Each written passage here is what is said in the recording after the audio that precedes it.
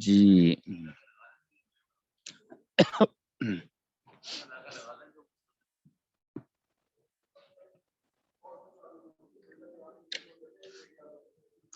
چلے آیت نمبر 120 سورہ بقرہ نئے ایڈیشن کا صفحہ 84.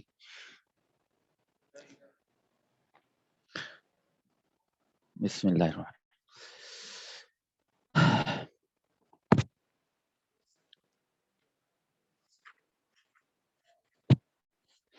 تین لوگ تھے، یہود، نصارہ اور مشرکین، جنہوں نے کہا ہم جنت میں جائیں گے اور دوسرے کوئی نہیں جائے گا. تو وہ تینوں آپس میں پھر لڑ پڑے. پہلے تو مسلمانوں کے خلاف کہنے لگے بس یہود و نصارہ جائیں گے، اور پھر جب مسلمانوں کو علیحدہ کر کے آپس میں بات کی تو آپس میں کہا تو تیری کوئی بنیاد نہیں، تیری کوئی بنیاد نہیں. یہی دیکھا دیکھی مشرکین بھی یہ کہنے لگے بس ہم ہی جائیں گے اور کوئی نہیں جائے گا جنت میں. تو اس کے تذکرے کے بعد پھر ان تینوں گروہوں کا باطل پر ہونا بیان کرنا شروع کیا تھا. نمبر 1 یہ کہ یہ باطل پر ہیں، اگر حق پر ہوتے تو اللہ سے جنت ملے گی تو اللہ کے گھر کو تو ویران نہ کرنے کی کوشش کرتے، اور یہ تینوں اللہ کے گھر کو ویران کرنے کی کوششوں میں لگے ہوئے ہیں. لہذا نمبر 1 یہ باطل ہے. نمبر 2 اللہ تعالیٰ کے لیے اولاد کا دعویٰ کرتے ہیں تینوں. وقالت الیہود عزیر ابن اللہ، وقالت النصارى المسیح ابن اللہ، اور جو مشرکین ہیں ان کے تو لا تعد ولا تحصى، بے شمار پتہ نہیں کیا کیا. تو کہا تھا کہ اللہ تعالیٰ کے اولاد کا دعویٰ کرنا یہ دلائل کے ساتھ اس کا رد ہو چکا. یہ بھی اس بات کی دلیل ہے کہ یہ باطل پر ہیں. اور تیسرا ان کے باطل ہونے کی دلیل کہ بس ضد اور عناد سے فرمائشی معجزے. اگر ہمیں اللہ ہم سے باتیں کرنا شروع کر دے، بڑے وی آئی پی آئے تم، اپنے آپ کو جی ہے جبرائیل علیہ السلام اور انبیاء کے ہم پلہ قرار دے رہے ہو، تم مانو بندے ہو، تم عبد ہو. عبد عربی میں کہتے ہیں آدمی چلتا رہتا ہے جس راستے پہ بہت زیادہ چلنا ہو وہاں پہ مٹی بالکل آٹے کی طرح، میدے کی طرح ہو جاتی جس کو بھوبل کہتے ہیں. اگر کیڑی بھی چھوٹی سی چل کے جائے گی اس پہ نشان چھوڑ کے جائے گی. یہ جو مٹی ہے اس کو عبد کہتے ہیں، جس کی اتنی بھی مرضی نہیں چلتی کہ کیڑی کے سامنے مطلب اپنی حیثیت برقرار رکھ سکے. تو کہا کہ تم عبد ہو، تمہاری مرضی نہیں ہے. بزرگ ہیں ایک میرے حضرت ہیں صوفی مقبول صاحب، وہ فرمانے لگے ہم عبد ہیں، ہم نماز پڑھتے ہیں، کہتے ہیں مزہ نہیں آیا.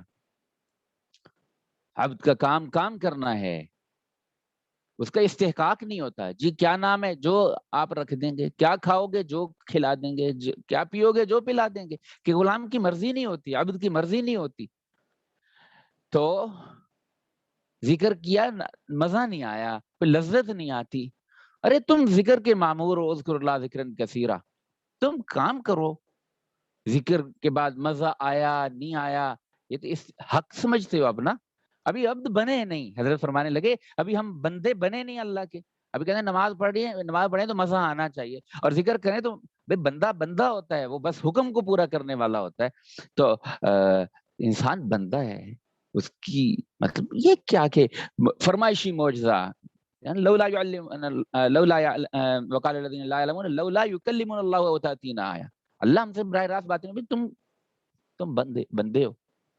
تو کہا یہ فرمائشی معجزے ہیں، یہ طلب کرنا یہ تمہارے باطل پہ ہونے کی دلیل ہے کہ تم تینوں گروہ باطل ہو. بندے مومن بس آسان ہمارے اکابرین کی ترتیب ہے، مومن اعمال میں لگتا ہے، حکم کو پورا کرتا ہے، حکم میں لگتا ہے حکم کی بنیاد پہ. نماز پڑھو، پہلے 2 نمازیں تھیں بس پڑھیں گے، کہا 5 ہو گئیں، کہا پڑھیں گے، 50 ہو گئیں پڑھیں گے، کم کر دیں اس کی مرضی نہیں ہے، بس جو آقا کہہ دے، جو اللہ کہہ دے. تو یہ فرمائشی معجزے طلب کرنا یہ ان کے باطل پہ ہونے کی دلیل ہے. تو تم کہاں سے حق پہ آگے کہ تمہیں جنت کا حقدار قرار دیا جا سکے. تو یہ مضمون تھا پچھلی 2-3 دن کی جو آیات گزری ان کا. اب یہاں تک اہل کتاب میں سے مخالفین کا ذکر تھا کہ یہ لوگ جو ہیں مخالف ہیں، آپ کے سامنے یوں ضد کرتے ہیں، اناد کرتے ہیں، ان میں یہ خرابیاں، لیکن سارے اہل کتاب ایسے نہیں۔ اس کے بعد قرآن کی حسب عادت انصاف پسند اہل کتاب کا بیان ہے، جنہوں نے حق واضح ہو جانے کے بعد جناب رسول اللہ صلی اللہ علیہ وسلم کی تصدیق کی اور آپ کا اتباع اختیار کر لیا۔ لہذا ارشاد ہے، اعوذ باللہ من الشیطان الرجیم، بسم اللہ الرحمن الرحیم، الذین آتیناہم الکتاب یتلونہ حق تلاوتہ اولئک یؤمنون بہ ومن یکفر بہ فاولئک هم الخاسرون۔ الذین، وہ لوگ، آتیناہم، ہم نے دی جن کو، الکتاب، کتاب، یتلونہ، حق تلاوتی، یتلونہ، جب وہ پڑھتے رہے، ہو اس کو، حق تلاوتی ہی، جیسا حق ہے اس کے پڑھنے کا، اولئک یؤمنون بہ، وہی ایمان لاتے ہیں دین اسلام پر، ومن یکفر بہ، اور جو کوئی منکر ہوگا اس سے، فاولئک هم الخاسرون، تو وہی لوگ ہیں خسارہ پانے والے۔ تفسیر، جن لوگوں کو ہم نے کتاب تورات اور انجیل دی، بشرطے کہ وہ اس کی تلاوت اس طرح کرتے رہے جس طرح تلاوت کا حق ہے، کہ اپنی قوت علمیہ کو مضامین کے سمجھنے میں خرچ کیا اور اپنی قوت ارادیہ کو اتباع حق کا عزم کرنے میں استعمال کیا، ایسے لوگ البتہ آپ صلی اللہ علیہ وسلم کے اس دین حق اور علم وحی پر ایمان لے آتے ہیں، اور جو شخص نہ مانے گا کسی کا کیا نقصان کرے گا، خود ہی ایسے لوگ خسارہ میں رہیں گے کہ ایمان پر جو ثمرات عطا ہوتے ہیں ان سے محروم رہیں گے۔ یہاں پہ کہا اپنے قوت علمیہ، ایک علمی قوت ہے، علمی قوت کو مضامین کے سمجھنے میں، حق کے سمجھنے میں، اور اپنی قوت ارادیہ کو اتباع حق کے عزم کرنے میں استعمال کیا۔ کہتے ہیں آدمی جب کوئی ذہن میں بات آتی ہے یہ کرنا ہے یا نہیں کرنا، تو کہتے ہیں اس کے 5 درجات ہیں۔ ایک بالکل آیا اور گیا، اس کو پکاؤ نا تو یہ ٹھہرتا بھی نہیں، اس کو وسوسہ کہتے ہیں۔ تو وسوسے کو بس اتنا ہی، بس آیا گیا، آتا جاتا رہتا ہے، یہ رسے کا سانپ بچھو ہے، اس کو توجہ بھی نہیں دینی چاہیے۔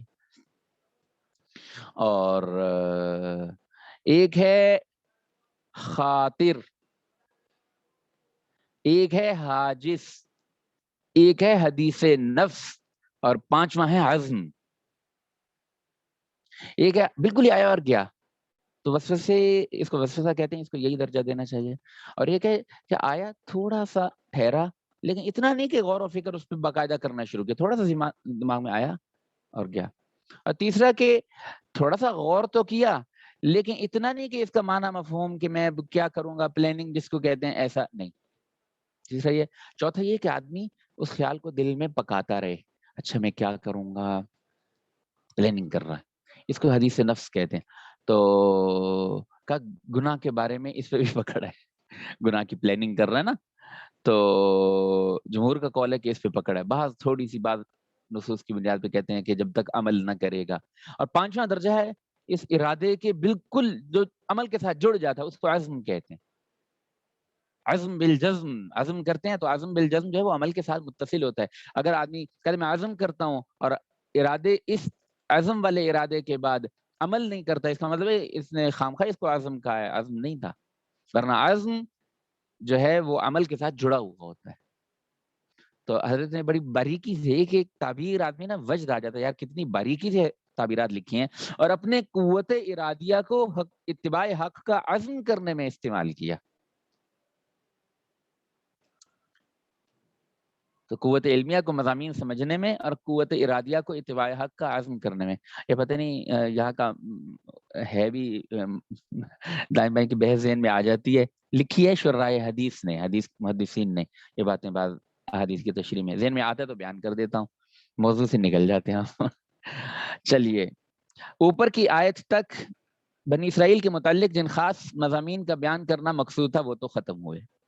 اب ان مضامین کی ابتدائی تمہید، جس کے اجمال کے یہ سارے مضامین تفصیل تھے، اس کو دوبارہ پھر بیان کرتے ہیں، جس کا مقصد یہ ہے کہ تمہید کا اصل مضمون تکرار کی وجہ سے خوب ذہن نشین ہو جائے، کیونکہ اصل مقصود تو کلیات اور اصول ہوتے ہیں جن کا استحضار ان کے اختصار کی وجہ سے سہل اور آسان ہوتا ہے، اور ان کی جامعیت کے ذریعے سے ان کے جزیات کا محفوظ رکھنا آسان ہوتا ہے۔ علاوہ ازیں گفتگو اور تقریر میں اس کو انتہائی بلیغ سمجھا جاتا ہے کہ مفصل اور طویل بات کرنے سے پہلے اختصار کے ساتھ اجمالی بیان کر دیا جائے کہ جو آگے کی تفصیلات کو سمجھنے میں معین اور مددگار ہو، اور آخر میں بطور خلاصہ اور نتیجہ اسی اجمالی بیان کا پھر اعادہ کر دیا جائے۔ مثلا یہ کہا جائے کہ تکبر بڑی مضر خصلت ہے، اس میں ایک ضرر یہ ہے، دوسرا یہ ہے، تیسرا یہ ہے، اس طرح 10-20 مضرتیں گنوا کر پھر آخر میں کہہ دیا جائے کہ غرض تکبر بڑی مضر خصلت ہے۔ تو اسی طور پر اس آیت بنی اسرائیل کا اعادہ فرمایا گیا ہے۔ شروع میں کہاں آیا پہلے؟ ہاں، دوسرا پاؤ جب شروع ہوتا ہے اس کے ساتھ ایک پہلے، ہاں پہلے کا آخری، اور اب یہ پارا پورا ہونے لگا ہے تو سیکنڈ لاسٹ بنتا ہے نا، آخری سے پہلا۔ وہاں پہ پھر آج کل کے جو مقالہ جات لکھے جاتے ہیں ان کے اندر بھی، جو ریسرچ پیپر ہوتے ہیں ان میں یہی ترتیب چلتی ہے کہ شروع میں اجمال، چند نکات میں یہ بات بیان ہوگی، پھر آگے تفصیل، اور آخر میں پھر اس کا خلاصہ۔ تو کہا وہ یہ آج کل کی جدید تحقیق کا انداز کہا جاتا ہے، جدید نہیں، بڑا قدیم ہے بڑا قدیم ہے۔ چنانچہ ارشاد فرمایا یا بنی اسرائیل اذکروا نعمتی التی انعمت علیکم وانی فضلتکم علی العالمین واتقوا یوما لا تجزی نفس عن نفس شیئا ولا يقبل منها عدل ولا تنفعها شفاعة ولا هم ینصرون۔ یا بنی اسرائیل، اے بنی اسرائیل، اذکروا، یاد کرو، نعمتی، میری نعمتوں کو، التی انعمت علیکم، جن کا میں نے انعام کیا تم پر، وانی، اور اس کو بھی یاد کرو کہ میں نے فضلتکم علی العالمین، بڑائی دی، فضیلت دی تم کو اہل عالم پر، واتقوا، اور ڈرو، یومن، اس دن سے، لا تجزی نفس عن نفس شیئا، کہ نہ مطالبہ ادا کر سکے گا کوئی شخص کسی شخص کی طرف سے، شیئا، ذرا بھی، ولا يقبل منها عدل، اور نہ قبول کیا جائے گا اس کی طرف سے بدلہ، ولا تنفعها شفاعت، اور نہ فائدہ دے گی اس کو سفارش، ولا هم ينصرون، اور نہ وہ مدد کیے جائیں گے۔ تفسیر: اے اولاد یعقوب علیہ الصلوۃ والسلام، میری ان نعمتوں کو یاد کرو جن کا میں نے تم پر وقتاً فوقتاً انعام کیا، اور اس کو بھی یاد کرو کہ میں نے تم کو جہان والوں پر بہت سی باتوں میں فوقیت دی، اور تم ڈرو ایسے دن سے، یعنی روز قیامت سے جس میں کوئی شخص کسی کی طرف سے نہ کوئی مطالبہ اور حق واجب ادا کرنے پائے گا، اور نہ کسی کی طرف سے حق واجب کے بدلے میں کوئی معاوضہ قبول کیا جائے گا، اور نہ کسی کی کوئی سفارش جبکہ ایمان نہ ہو اس کو فائدہ دے گی، اور نہ ان لوگوں کو کوئی مدد ملے گی۔ کل پرسوں بڑا اس کا عجیب وہ خبر آئی، وہ کوئی کیا تھا، وہ زمین بناتے نا، کالونیاں بنا کے کوئی خواب کھو گیا تو مر گیا، تو ہے، ہاں ڈاکٹر امجد نام لکھا تھا، تو میں جانتا نہیں، بس خبر دیکھی تھی، وہ موبائل میں کسی نے بھیجی ہوئی تھی، تو لوگ اس کو دفنانے نہیں دے رہے تھے۔ کتنے دن جی لیا؟ 20 30 40 50 60 70 80 90 تو کتنا، اور اب کا جو ایک بالشت اتنی، ہاں اتنی جو زمین کسی کی قبضہ کرے گا تو یہ نیچے تک، زمین کہاں تک ہے نیچے، اور اس کے گلے میں لٹکا دیجیے گی قیامت کے دن۔ اللہ اکبر۔ اچھا جی، ربط یہاں تک بنی اسرائیل کی برائیوں اور نافرمانیوں کا بیان تھا، جن میں سے ایک بدعنوانی یہ بھی تھی کہ بعض احکام کے منسوخ کیے جانے پر، خصوصاً تحویل قبلے کے پھیرے جانے کے حکم پر ان کا اعتراض تھا، جس کا جواب اوپر کی بعض آیات میں ذکر ہوا ہے۔ چنانچہ اس خاص حکم میں ان لوگوں کا شور و شغب زیادہ تھا، نیز ضعیف الاعتقاد لوگوں پر اس مخالفت کا اثر ہو جانا بھی کچھ عجیب نہ تھا۔ علاوہ ازیں نماز خود اسلام کا رکن اعظم ہے، اور اس بحث کا نماز سے تعلق تھا، اس لیے ان اسباب کا تقاضا ہوا کہ اس بارے میں کسی قدر تفصیل سے کلام کیا جائے۔ وہ تفصیلی کلام یہاں سے شروع ہو کر تقریباً 4 رکوع تک پھیلا ہوا ہے، جس کی ترتیب بھی نہایت خوش اسلوب واقع ہوئی ہے کہ پہلے بانی کعبہ کی فضیلت اور ان کا امام خلق ہونا بیان کیا، پھر کعبہ کی فضیلت اور اس کی تعمیر کا قصہ ذکر فرمایا، اور اس کے سیاق و سباق میں بہت سے مضامین اس کے مناسب اور تائید میں لائے گئے، پھر حاکمانہ اختیار سے اس کعبہ کو قبلہ بنانا بیان کیا، پھر اس میں جن حکیمانہ مصلحتوں کی رعایت رکھی گئی ان کو ذکر فرمایا، اور درمیان میں اور مضامین جو موقع کے مناسب تھے بیان ہوئے، جن میں امام القبلتین صلی اللہ علیہ وسلم کا حضرت ابراہیم علیہ السلام کے ساتھ تعلق و خصوصیت اور آپ کا پوری مخلوق کے لیے نعمت عظمیٰ ہونا بھی بتا دیا گیا تاکہ ہر اعتبار سے مضمون مکمل ہو جائے۔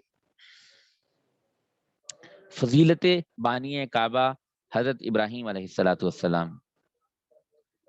وَإِذِ ابْتَلَىٰ إِبْرَاهِيمَ رَبُّهُ بِكَلِمَاتٍ فَأَتَمَّهُنَّ قَالَ إِنِّي جَاعِلُكَ لِلنَّاسِ إِمَامًا قَالَ وَمِن ذُرِّيَّتِي قَالَ لَا يَنَالُ عَهْدِ الظَّالِمِينَ۔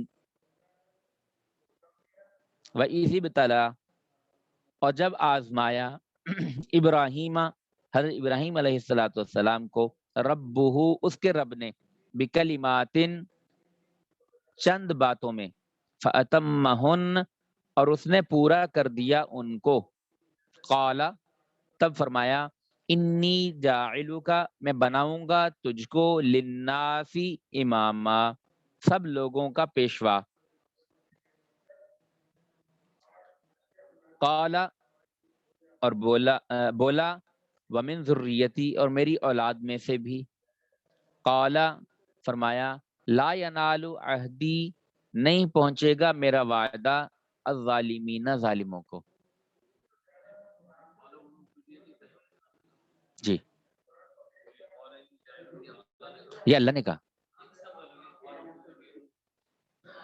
قرینہ جس کو عربی آتی ہے تو یار یعنی اس نے پوچھا جواب دیا، اس نے پوچھا پھر جواب دیا، یعنی یہ اس کا کوئی ذکر نہیں کرتا کہ بھی وہ کون تھا، لیکن پتہ کہ بھی اردو کے اندر اس نے پوچھا تو یہ سائل ہی ہوگا جو بھی پہلے تذکرہ آ رہا ہوگا، اور جواب دیا تو جواب دینے والا پھر بڑا جو استاد ہوگا یا جو بھی بڑا ہوگا، تو وہ قرائن جو ہیں وہ کسی بھی کلام کے وہ متعین کرتے ہیں کہ یہ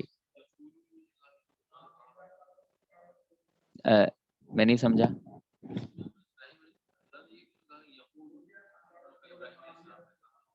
نہیں ماضی کا صیغہ آئے گا نا، ماضی کا صیغہ تو کالا ہوتا ہے، یقولو تو مضارع ہو جائے گا، کہتا ہے یا کہے گا، لیکن دراصل تو یہ حکایت ہے ایک قصے کی جو ہو چکا، تو کالا کالا ہی آئے گا۔ اس نے کہا اللہ نے کہا، اس نے کہا اللہ نے کہا، اس نے کہا اللہ نے کہا، یہ سوال ہوا یہ جواب ہوا۔ 19ویں پارے میں حضرت موسیٰ علیہ السلام کا وہ جو ہے فرعون کے ساتھ مکالمہ، میں کالا کالا کالا کالا کالا، مجھے یاد ہے بیٹا یاد کر رہا تھا، اس کو یاد نہ ہو رہا ہو، میں کہ کیا ہے، کہتا مجھے سمجھ ہی نہیں آ رہی، پھر میں اس کو ترجمہ سمجھایا، بس ترجمہ سمجھایا اور پورا رکوع 5 منٹ میں کر گیا، پتہ لگ گیا نا، اچھا یہ فلاں نے کہا، یہ فلاں نے کہا، وہی کالا کالا اس کے لیے ایک فتنہ بنا ہوا تھا، فتنہ مطلب آزمائش کی، یاد نہیں ہو رہا، ہمارے ذہن میں ایسی عربی گھسی ہوئی ہے، بات میں نے کہا یہ بحث کر لیتے ہیں اس بات پہ، ہم لڑائی کے لیے نہیں آئے، میں کہا بحث کا مطلب لڑائی نہیں ہوتا بحث کہتے ہیں وہ جو چڑیا ہے نا، وہ اپنا دانا دن کا کوئی دانے چگنے کے لیے جو زمین کو خریدتی ہے، اصل میں بحث اس کو کہتے ہیں، تو ہم جب کسی مسئلے کی حقیقت کو خریدنے کے لیے جو بیٹھ کے گفتگو ہوتی ہے اس کو بحث اس کو کہتے ہیں، لوگ کہتے ہیں لڑائی جھگڑے کو کہتے ہیں تو وہ بات بتا رہا تھا کہ وہ کالا کالا متعین کر دیا، تھوڑا سا ترجمہ سمجھا دیا تو یاد ہو گیا، تو قرائن جو ہیں وہ بتا دیتے ہیں کہ یہ کس کا قول ہو سکتا ہے، آدمی کہہ سکتا ہے نا یہ حضرت موسیٰ علیہ السلام نہیں، یہ اللہ کی شان میں گستاخی حضرت موسیٰ علیہ السلام کی تو نہیں ہو سکتی، تو فرعون کی ہوگی، تو قرینہ متعین کرتا کہاں 19ویں میں طاسیم میم تلکات کتاب میں لعلک اس کا دوسرے رکوع میں جو ہے نا قال للملأ حول ان هذا لساحر مبین، نہیں اس سے پہلے ہے کہ جہاں پہ انہوں نے کہا نا کہ تو مجھ پر یہ احسان رکھتا ہے انا عبدت بنی اسرائیل قال فرعون وما رب العالمین قال رب السماوات والارض وما بینهما قال قال قال قال، جہاں سے آخر اور رکوع تک چلا جاتا کالا کالا کالا، میں نے یہ کہا یہ کہا یہ کہا یہ کہا، تو وہ کرینہ سیاق و سباق کو متعین کرتا ہے کہ کس کا مقولہ ہے۔ اچھا تفسیر، اور جس وقت امتحان کیا حضرت ابراہیم علیہ السلام کا ان کے پروردگار نے اپنے احکام میں سے چند باتوں میں، مثلاً ان کو پوری قوم اور پورے خاندان کے عقائد اور رسوم کے مخالف دین حنیف عطا کیا گیا، اور حکم ہوا کہ اس کی تبلیغ کریں، اس کی خاطر ان کو انتہائی بھڑکتی آگ میں بھی ڈالا گیا۔ پھر ایک حکم یہ ملا کہ اپنی بیوی اور شیرخوار بچے کو خشک پہاڑ اور بے آب و گیاہ گرم ریگستان میں تنہا چھوڑ کر واپس آ جائیں، اور جب وہی بچہ بھاگ دوڑ اور کام کاج کے قابل ہوا تو حکم ہوا کہ آپ اس کو اپنے ہاتھ سے ذبح کر دیں۔ ان کے علاوہ طہارت، عبادت اور دیگر امور سے متعلق بہت سے احکام دیے گئے اور وہ ان کو پورے طور سے بجا لائے۔ ہاں، اللہ تعالیٰ نے اپنے فضل سے بیوی بچے کی بھی حفاظت فرمائی اور بچے کو ذبح ہونے سے بچا کر اس کی جگہ مینڈھا عطا فرمایا۔ امتحانوں میں پورا اترنے پر اللہ تعالیٰ نے ان سے فرمایا کہ میں تم کو سب لوگوں کا پیشوا بناؤں گا۔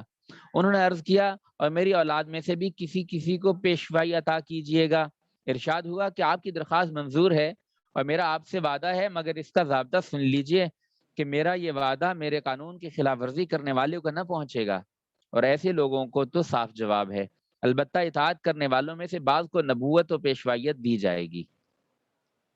فائدہ وَإِذِ ابْتَلَىٰ، اس پہ ایک اشکال ہے، امتحان کیوں لیتا ہے آدمی؟ تاکہ جانچ لے، تو اللہ کو جانچنا پڑے گا، اللہ کو نہیں پتا حقیقت کیا ہے، تو ابتلا کے اوپر ایک اشکال ہے جس کا جواب حضرت نے فائدے میں دیا ہے کہ امتحان دو غرض سے ہوتا ہے، کبھی تو اس واسطے کہ امتحان کرنے والا خود اس شخص کی حالت اور لیاقت کو جاننا چاہتا ہے، سو یہ امتحان لینا تو ذات حق میں محال ہے کہ اللہ کو خود ہی پتا ہے، کیونکہ ان کو سب کچھ پہلے ہی معلوم ہے، اور کبھی امتحان لینے والا خود تو جانتا ہے لیکن دوسرے دیکھنے والوں کی نظر میں اس کی حالت کا پیش کرنا منظور ہوتا ہے تاکہ امتحان دینے والے کی عظمت ثابت ہو جائے اور دوسروں کو محرومی یا ترجیح کی شکایت کا موقع نہ رہے، یا اگر امتحان کسی مجرم کا ہے تو خود وہ بھی اپنے دل میں انصاف کر لے اور دوسرے بھی ظلم و زیادتی کا شبہ نہ کر سکیں، تو ایسا امتحان لینا حق تعالیٰ کی شان کے خلاف نہیں۔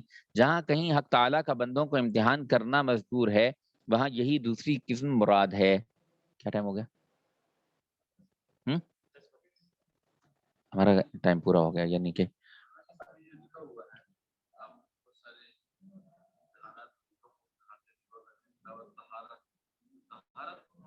کہاں ان کے علاوہ طہارت، عبادت اور دیگر امور سے متعلق بہت سے احکامات دیے گئے۔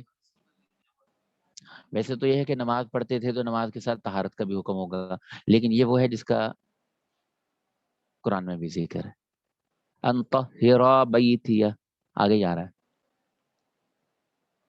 پاک صاف رکھیں، للطائفین والقائمین والعاکفین، تو اس جگہ والرکع السجود، تو متعلقہ بہت سارے احکامات دیے گئے۔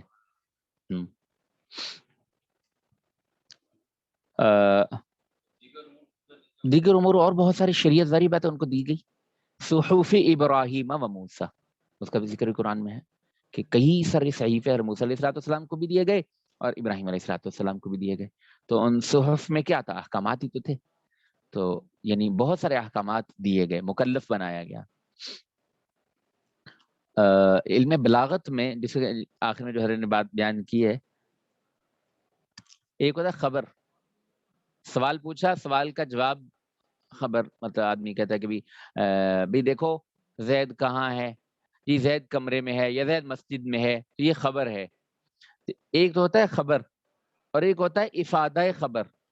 افادہ خبر کیا ہوتا ہے کہ یعنی مجھے پتا ہے جی کہ حافظ صاحب ہیں، دوسرے کچھ اور ساتھی آ گئے، تو اب میں کہہ رہا ہوں جی حافظ صاحب ہیں ہمارے مدرسے کے شعبہ حفظ کے، یہ بھی ہیں یہ بھی ہیں یہ بھی ہیں، تو یہ خبر تو مجھے پہلے ہی معلوم تھی، تو یا ان کے سامنے کسی جگہ پہ میں اس کا اظہار کر رہا ہوں تو کہتے ہیں جی یا آپ تعارف کرواتے ہیں کہ جی ہمارے حافظ صاحب ہیں، ہمارے مدرسے میں نماز بھی پڑھتے ہیں، میں کہتا ہاں ہاں ہمارے حفظ کلاس کے یہ بھی ہیں، تو مجھے خبر تو پہلے ہی تھی. تو یہ جو میں آگے سے بتا رہا ہوں اس کو کہتے ہیں افادہ خبر. اس سے خبر دینا مقصود نہیں. ان کو بھی پتا ہے میں اسی مدرسے میں ذمہ داریاں کیا ہیں, اور آپ کو بھی پتا ہے, مجھے بھی پتا ہے. اس کو کہتے ہیں افادہ خبر, یہ جتلانا کہ مجھے یہ بات معلوم ہے. پھر کہا نا ابتلا کی دو قسمیں ہیں. ایک تو ہے کہ جواب معلوم ہو کہ کون کتنے پانی میں ہے. یہ تو اللہ کو پہلے ہی پتا کہ اس کا کیا چٹھا. یعلم خائنۃ الاعین وما تخفی الصدور. وہ جانتا ہے آنکھ کی خیانت کو. بس یوں کیا, یوں آنکھیں تو پھیرنی ہے, چہرہ بھی نہیں پھیرنا. اللہ کہتے ہیں میں جانتا ہوں. وما تخفی الصدور. اور مکی صاحب کہتے ہیں اس کے پیچھے ہوک کیا ہے, اس کے پیچھے ہوک کیا ہے. یعنی آنکھ ایسے کی ہے, ہوک صحیح تھی یا غلط تھی. اور میں اپنا گھر ایک دن جانے لگا تو بیٹا بھی ساتھ ہے. اب نگاہ جھکانے کا بھی فائدہ ہوتا ہے نا الحمدللہ. گاڑی میں آئے سامنے گھر والے بچے, تو خواتین بھی تھیں, ایسے بری طرح کوئی چیخ رہا ہو. ارے دیکھا کیا ہے یہ, اب بیٹوں کو حیرت ہوئی. خواتین ہے ابا دیکھ رہے ہیں. بیٹے نہیں, خواتین کو دیکھنے کے لیے نہیں تھا. اگر کوئی بہت بری طرح چیخ رہا ہے تو ہمیں نوٹس ضرور لینا چاہیے کہ کچھ ان یوزلی ہو رہا ہے. کہیں ہمیں ضرورت تو نہیں اپنا کردار ادا کرنے کی. میں صرف یہ دیکھنے کو, میرے خیال میں شاید کوئی نروس پرابلم ہے کوئی گھر کے ایک فرد کو, بچے کو, تو شاید اس کو گاڑی سے اتار کے اندر لے کے جا رہے تھے. لیکن میں کہا نوٹس کرنا ضروری تھا. میں اپنا دفاع کر رہا ہوں کہ یعنی اب میرا اگر دیکھنا تھا تو اس وقت مجھے پہلی مرتبہ تھی کہ میں نے دیکھا یہ کیا ہو رہا ہے, اتنی بری طرح کی چیخ رہا ہے, مسئلہ کیا ہے اس کو. میں کہ اس بد نظری کی وجہ یہ تھی. تو ایسے موقع پہ اگر کوئی ایسا موقع پیش آ جائے تو پھر تھوڑی سی گنجائش بنتی ہے کبھی. اس وقت اس کی ہوک کیا ہے, معاشرے کے اندر ہماری آنکھوں کے سامنے کوئی غلط کام ہو رہا ہو تو وہ نہیں ہونا چاہیے, ہمیں اس کو روکنا چاہیے, ہمیں اپنا حصہ ڈالنا چاہیے. تو اس درجے میں تو کہا کہ یعلم خائنۃ الاعین وما تخفی الصدور. تو اللہ تو آنکھ کی ہلکی سی خیانت کو بھی جانتا ہے, اور اس کے پیچھے جو ہے وہ ہوک اس کو بھی جانتا ہے. تو اللہ کو تو پتا ہے کہ کون کتنے پر.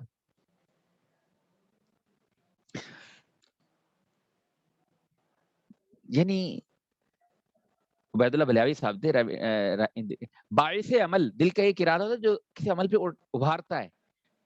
نیت بھی کہہ دیتے ہیں سادہ سے لفظوں میں. اور وہ ہوک ایک بات کہتے ہیں نا, کسی زبان کا ٹھکتا ہوا لفظ ہوتا ہے کہ دل میں ایک چیز اٹھتی ہے جس کے بعد پھر آدمی کچھ عمل کرتا ہے. تو وہ جو ہے اس کو ہوک کہتے ہیں. مولانا جمشید صاحب رحمۃ اللہ فرمایا کرتے تھے, ایک شعر بھی پڑھتے تھے. ایک دن آئے رات کو, تعلیم عشاء کی حضرت کے ذمہ لگ گئی. مولانا صاحب تو کہیں ہوں گے سفر پہ, تو آ کے ممبر پہ بیٹھے, مطالعہ تھا نہیں, اچانک آجی تعلیم کرا دیں. تو حضرت مطالعے کے بغیر نہیں پڑھا, کچھ بھی پڑھاتے تھے. تو تعلیم بغیر مطالعے کے, تو حضرت بغیر کتاب کے آئے, چھوٹا سا بیان کیا, ترغیب دی, اور تعلیم کی جگہ وہ بیان کر کے تو پیرے کا کر کے تو ختم کر دیا مولانا جمشید صاحب نے. تو آتے ساتھ ہی وہ پرانا صاحبان تھا, اس کے اندر ایسے جو ہتھی سی بنی تھی, ہاتھ مارا اور شعر پڑا.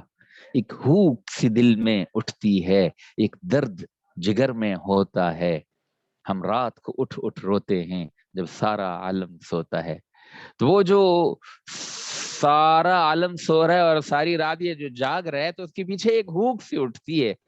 تو کوئی باعث عمل, یہ مولانا عبید اللہ بلیاوی صاحب کا ترجمہ, کہ ایک باعث عمل جس دل کے اندر سے اٹھنے والی وہ لہر جو عمل پہ ابھار دے, تو ہوک ہے. تو اللہ اس کو بھی جانتے ہیں. تو اللہ کو امتحان لینے کی ضرورت نہیں, اللہ کو پتا ہے کہ کون کتنے پانی میں ہے.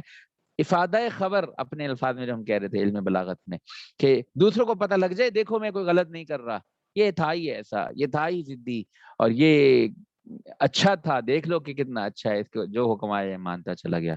تو افادہ خبر مقصود ہوتا ہے ابتلا سے. اللہ کو سب کچھ پہلے پتا ہے.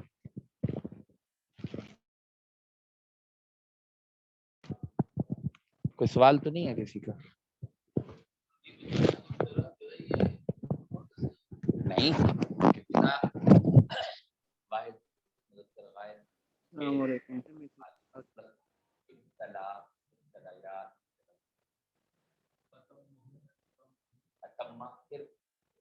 واحد